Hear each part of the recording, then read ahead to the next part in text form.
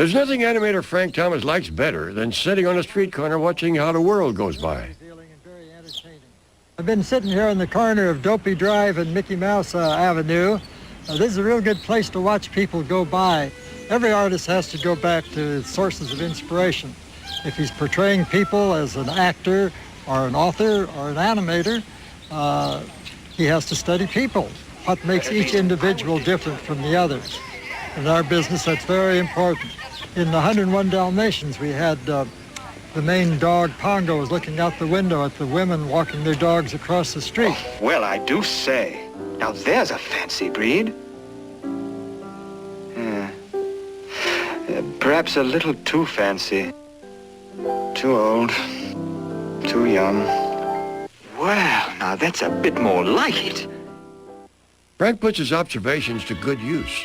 They end up on the screen as animated characters you can really believe in. That was the big thing to me, making the audience get involved in this and caring about what was happening to the characters. If you could get that, well then I figured, well, there's something to work on. Frank Thomas worked on Disney animation for 45 years. His heartfelt appetite for life went into every frame of film he drew. This is his story in the Disney Family Album.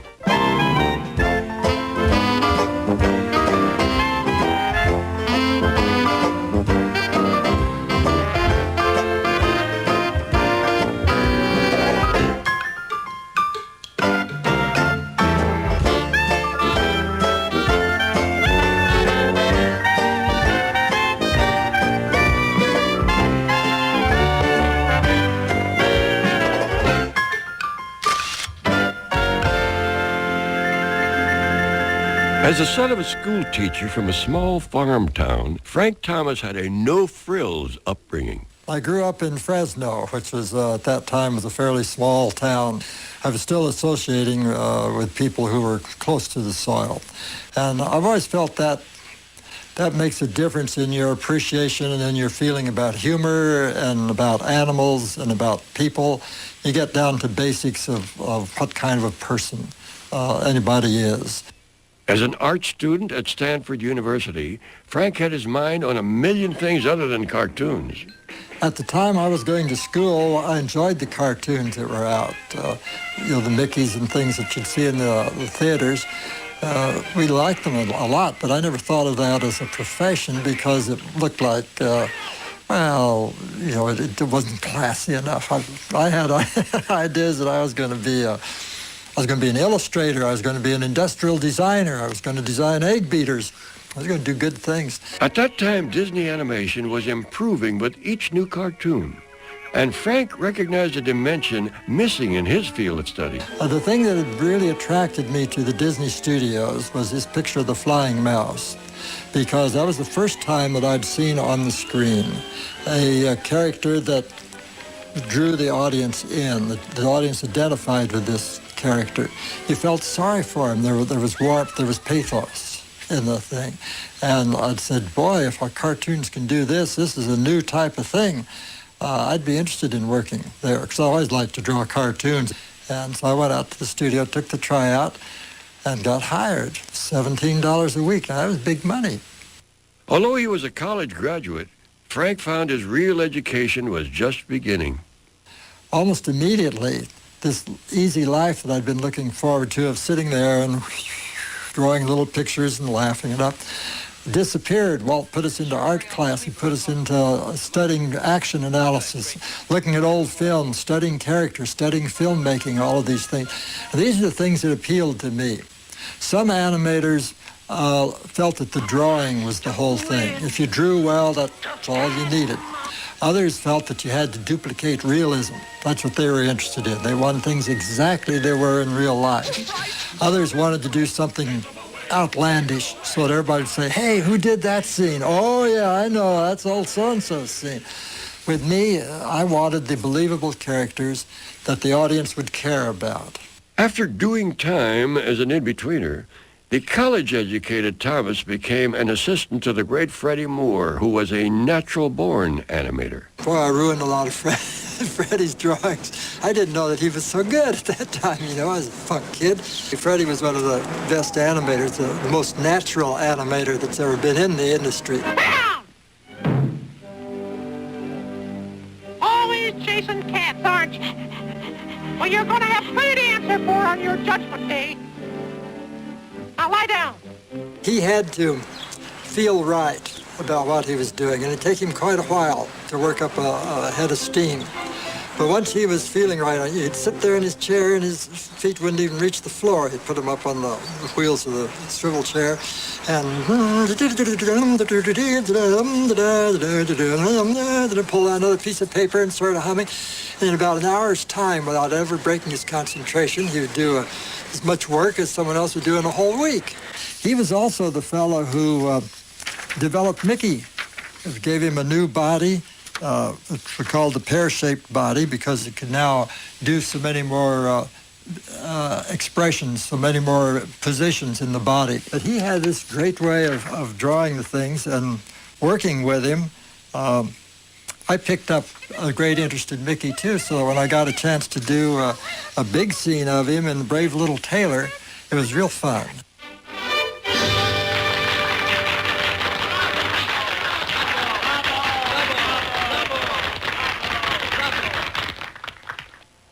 Brave Tailor, I appoint you Royal High Killer of the Giant.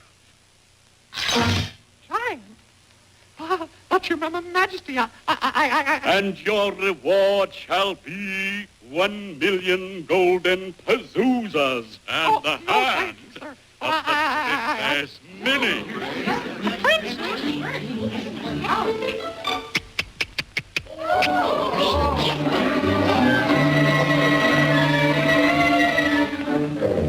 Bubby, I'll cut him down to my size. Another member of the Disney faculty, Norm Ferguson, taught Frank how to breathe life into a cartoon character. He was the one who made Pluto think. And if Pluto hadn't been thinking, you know, none of the other characters would ever think. And the thinking was the most important contribution on the Disney animation. He never knew any restrictions on drawing. If he wanted the eyes to come way up off the top of the head, you know, for a big take, he'd draw them up there. He didn't know that eyes were supposed to stay within the skull circle. He'd say, why? Fergie's canine courses paid off, as you can see in Frank's animation for Mickey's Elephant. Pluto's coming along and he sees this ball come out there and he wonders what it is. Well, as he goes down to sniff on the thing, the elephant sucks it with his trunk back under the fence. This makes Pluto very interested in the whole thing. This was the thought process, which was the key to making a believable character, getting the character to think and puzzle out a situation. And Pluto was ideal for this. If you could animate Pluto by observing the everyday Pooch, it was apparent to Frank that observing and analyzing human beings could lead to even more interesting animation. I personally feel that you have to get out in the world and see people. You have to observe people. You have to watch what's going on and see in order to know what's funny about them. You have to argue with the insurance man. You have to argue with the salesman. You have to try to get rid of the old girlfriend. Frank joined fellow animator Ward Kimball in forming the studio jazz band, the Firehouse 5+2. From his piano player's perch, Frank kept a keen lookout for characters. It was very good for observing because, you know, the piano player is like the host. If you're playing a trombone, you know, you got something in your face and you can't really do anything. If you're playing clarinet, banjo is pretty good. Drummer's always too busy hitting things. But the piano player, he sits here and he smiles and he nods and he's looking around. And I'm looking for characters that I can use in the pictures. It was actually while I was playing in the band that I saw my model for the Queen of Hearts. She's sitting at a table over there and she was very autocratic. She figured she was the queen, but she was sloppy in her manners and sloppy the way she ate. And there was just something about her that was funny. Who are you talking to? Oh, a cat, Your Majesty. Cat? Where? There! Oh, there he is again. I warn you, child. If I lose my temper, you lose your head. Understand? You know, We could make her really angry. Shall we try? Oh, no, no. Oh, but it's loads of fun. No, no, no. Stop it! Oh, dear, save the queen. Someone's hit the roll for this. Here! Frank also took his skill to the streets, where a busy intersection might turn out to be the animator's mother lode. Did you ever notice how the different ways people cross the street or step off the curb, depending on their personality? You get the real timid person who's afraid of.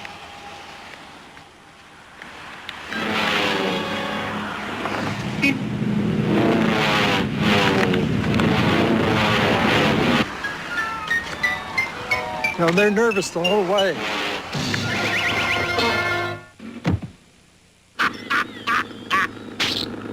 And occasionally you'll see an aggressive guy who thinks he owns the whole place, and he probably walks with his feet out and his arms out to his sides, and he doesn't care about anybody else. This is his street. By golly, he's going to enjoy it all.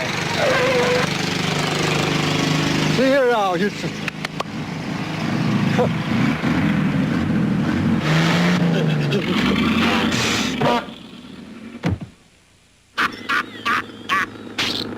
Then there's a preoccupied person, you know, who's got something else on his mind and doesn't even realize there's a street here. Gee.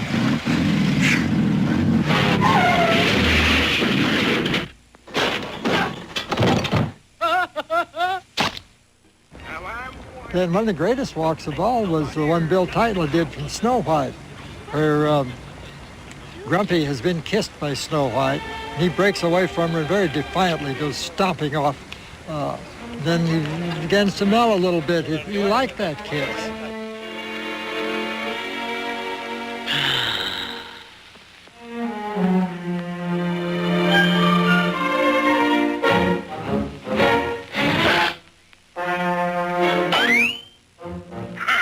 Frank, too, animated a walk in Snow White, a walk Walt Disney took and ran with. The first sequence I had of any importance was where she was sending them out to wash their hands. In the story preparation for this, they had Dopey go the wrong way, and as he turned and came back, he was out of step, so he did a little hitch step to catch up. Also, I did the hitch step. Turned out all right, and Walt said, hey, that's a good trait for Dopey. Let's have him, every time he's walking anywhere, he has to do a hitch step to keep up. Well, within 2 days, I had every animator in the place coming in and said, it was your lousy hitch step that ruined my scene. I had that scene okayed for ink. That was finished a month ago. Now I got to hold back and put in a hitch step. You. It wasn't my fault. It was in the story. Hi-ho, hi-ho, hi-ho, it's home from work we go. But humor was nothing new to cartoons. This scene, Frank's animation of the dwarfs gathered around a lifeless Snow White, made movie history. For the first time, audiences cried while watching a cartoon. When the premiere came, everybody in Hollywood came out to see the thing. And I was so impressed because the people that I'd always admired and thought, gee, these are my gods, you know, they're so good. They wanted to meet me because I'd done something big. Back to the farm. Walt Disney demanded even more of his artist for the second animated feature, Pinocchio. Of Frank Thomas, he requested life in a lifeless puppet. Yes, yes, You yes. couldn't have him professional in his what he did because that would fight his character. He had to be innocent, but he had to have a few little things that he could do, kind of like Stan Laurel, you know. Always had something that he could do that was kind of special and kind of magical. So I had him move in uncertain ways. He didn't know how to act. And even at the end of the thing, when everybody applauded for him, well, he thought it was fine, so he applauded right along, too. He didn't know the difference. And we tried to make a gag out of the fact that the hinge on his joints of his knees and on his head, he could spin all the way around in a circle.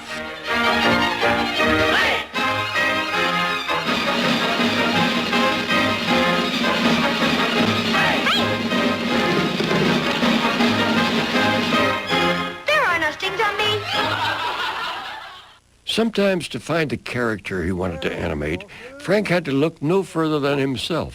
He and Ichabod Crane shared a certain difficulty getting along with horses. In most of my assignments, I have characters who are having the same difficulties that I do with in just every type of activity, especially with horses. I'm never that much part of the horse, and it's probably a good thing. The horses don't... First thing they do is go under a tree to brush me off. You know, if that fails, well, then they have other tricks. They're sneaky. When I was doing Ichabod, I had the same type of deal. I felt that he didn't know anything about horses. He'd borrowed this horse from a farmer, and the horse didn't care anything about him, and the horse was just sleepily going on home. He didn't even care whether he was in Sleepy Hollow, whether there were ghosts or anything. But Ichabod, he had this terrible apprehension about Sleepy Hollow, and here he had to use this horse. He would have been better off without a horse.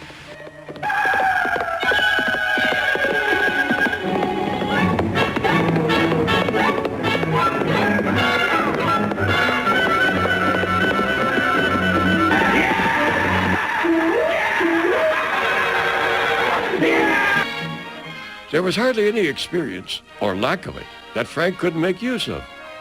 When we're working on Bambi, they had a sequence planned in Story where Bambi and Thumper were on ice. Bambi had never been on ice before. I had heard that Walt was going to cut the sequence out because he felt that it slowed down the story. But at the time, I was trying to learn how to ice skate.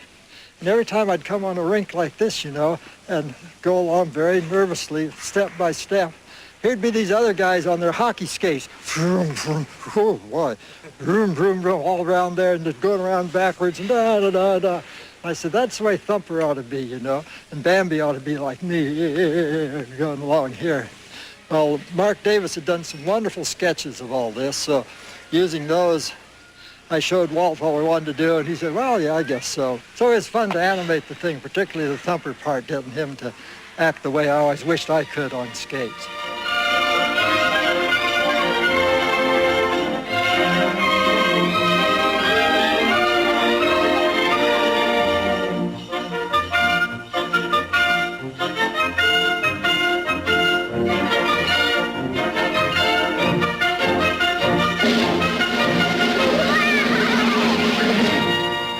One of the most puzzling assignments I had was for Lady and the Tramp, where the two dogs were supposed to fall in love while eating a plate of spaghetti and meatballs. Looks pretty good. I wasn't sure that it would work, but I had two dogs, so I figured, well, let's observe what they do. Take a chance. Are you ready, dogs? Now, I want you to be the part of Tramp, and you're to be Lady. You're to be very nice about it. There you go. There you go. Now, remember, you're to give the last meatball to her. Don't eat the meatball yet. That's good. Very good dog. There. You ate the meatball. If the real thing lacked that certain charm, the Thomas touch provided just the right romance. For this is the night when the heavens are right on this lovely bed on Notre. For Frank, liking his characters is as important as how he draws them. The animator who does not like the characters is going to have a flat result. You have to really get into the character. You've created them. They're with you night and day for 2 years. You better like them. Why you doddering imbecile? Frank is the kind of guy who likes even the villains. You have to really like them. And if they're a villain, you have to like certain aspects of their villainy. You know, like Captain Hook. The story man, Ed Penner, had seen him as a foppish guy, grand manners, you know, thought this is the way to live, midnight suppers, wine, all these gourmet connoisseur type things. That was the way he saw him.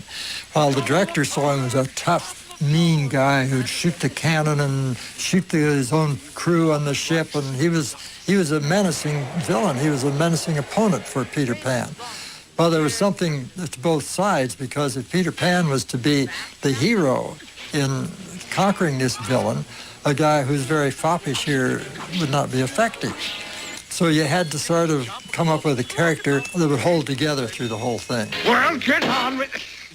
Continue, my dear. I mustn't harm Peter. Madam, Captain Hook gives his word not to lay a finger or a hook on Peter Pan. Ah, Hangman's Tree. So that's the entrance to his hiding place. Thank you, my dear. You've been most helpful. Frank also animated the subtle but powerful evil of Cinderella's stepmother. She was the force through the whole thing. She had to be believable. She had to look real to the audience, even though she was far from real. And she had to match in drawing Cinderella and the stepsisters. To make the stepmother as believable as possible, Frank studied reference film of Eleanor Audley, the character's voice. We dressed her up and we shot film of her, and then I'd study it to try to figure out what part I could use and what part wouldn't work. But she was very good. She was austere when she had to be. Now, let me see. There's the large carpet in the main hall. Clean it. And the windows upstairs and down. Wash them. Oh, yes, and the tapestries and the draperies. But I just finished. Do them again. And don't forget the garden. Then scrub the terrace, sweep the halls and the stairs, clean the chimneys, and of course there's the mending and the sewing and the laundry. Oh, yes. And one more thing. See that Lucifer gets his bath. Frank once used the same technique with the voice of Mickey Mouse, Walt Disney. Walt didn't want to be in front of a camera. And he said, well, finally, well, if you're in the booth way there and I can't see you and I don't know when it's going on, and well, I guess so, you know.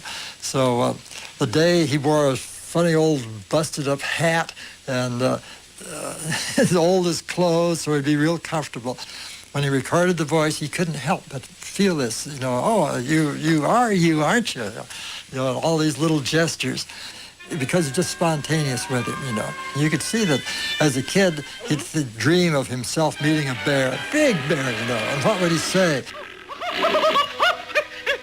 you.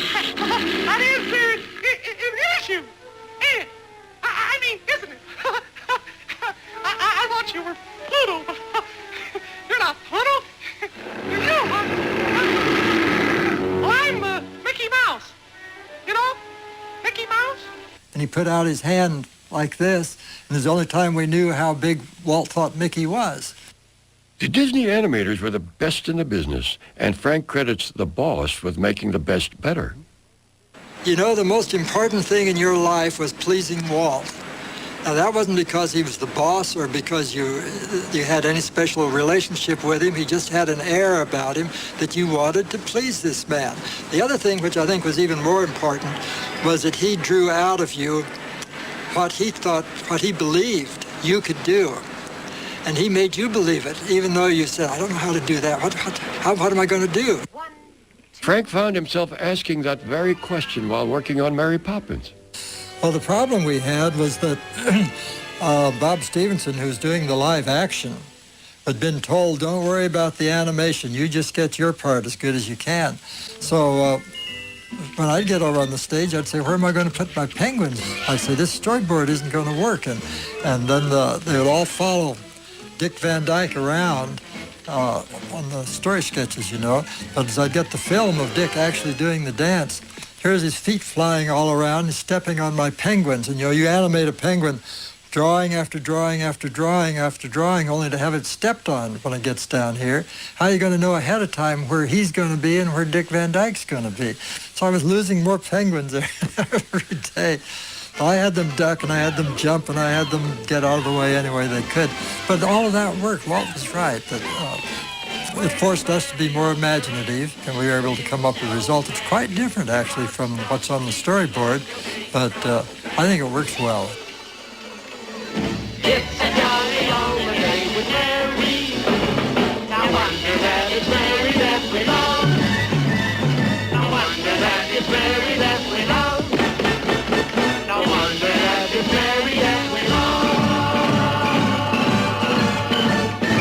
I remember one time Walt said to the story department, said, you guys all think that the world's made up of gags. There isn't one of you left who could write a lullaby or a love affair, a romance in a picture. You all want gags, gags, gags. He knew that you had to have warmth in your pictures for the audience to identify with them. Frank never forgot this. His endearing characters became the heart of Disney animation. Oh, this is the night, it's a beautiful night, and we call it Bella Notte.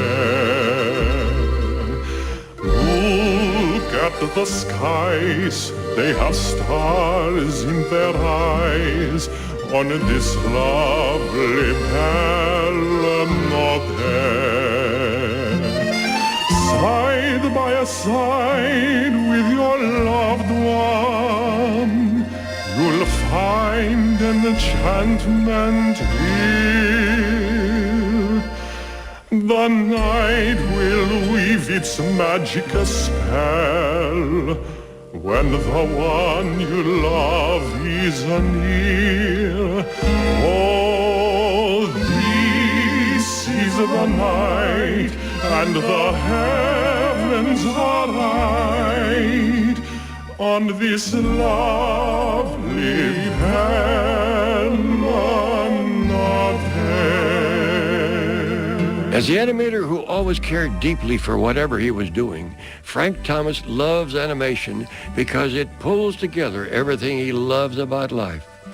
I'm not sure that I would have been satisfied just as a musician or just as an actor or just as something else. The fascinating thing about animation was it gave me a chance to use all of these interests, work them together, and they all helped each other.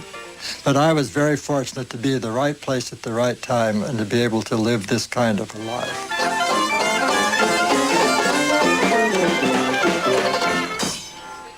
Just as you got Great!